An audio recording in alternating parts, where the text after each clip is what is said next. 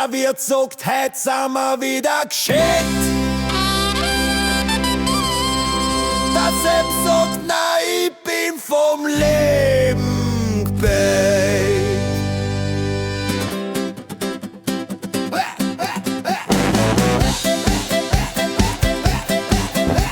Am Stammtisch sitzen wir seit 20 Jahren.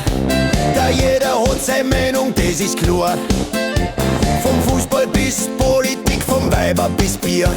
Am Ende kommt alles aufs Leben zurück, das ist Philosophie. Der Stammtischpsychologe kennt weit besser wie der Pfarrer. Er sagt, mit Humor, Burm, kommst am weit stehen, weil sonst ist alles spät, ist klar.